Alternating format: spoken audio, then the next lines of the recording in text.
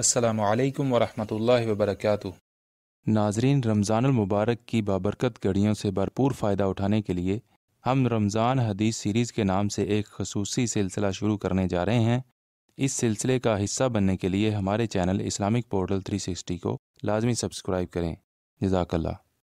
محترم سامعین کرام، ماہ رمضان کی مثال ہمارے لیے بالکل اسی طرح ہے جیسے ایک مہمان ہوتا ہے۔ ایک مہمان ہمارے پاس آتا ہے، تھوڑی دیر کے لیے ٹھہرتا ہے اور پھر چلا جاتا ہے۔ اسی طرح ماہ رمضان بھی ہمارے پاس ایک ماہ کے لیے آتا ہے اور پھر چلا جاتا ہے۔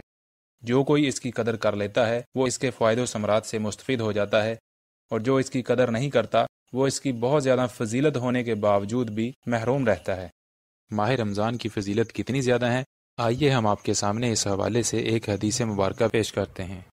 ابو ہریرہ رضی اللہ تعالیٰ عنہ سے روایت ہے کہ رسول اللہ صلی اللہ علیہ وآلہ وسلم نے فرمایا، جب رمضان آتا ہے تو جنت کے دروازے کھل جاتے ہیں اور دوزخ کے دروازے بند ہو جاتے ہیں اور شیاطین کو زنجیروں میں جکڑ دیا جاتا ہے۔ اس کے ساتھ ہی اگلی حدیث کے اندر بھی اسی طرح کے الفاظ ہیں، سوائے اس کے کہ یہاں پر جنت کے دروازے کی جگہ رحمت کے دروازے کا ذکر ہے کہ رحمت کے دروازے رمضان کے اندر کھل جاتے ہیں۔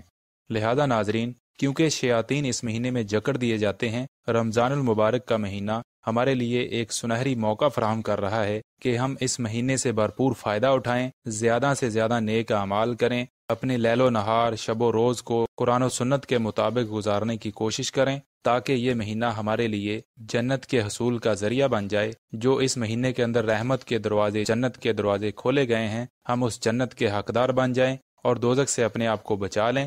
اللہ تبارک و تعالیٰ سے دعا ہے کہ وہ ہمیں رمضان المبارک سے بھرپور فائدہ اٹھانے کی توفیق عطا فرمائے۔ آمین۔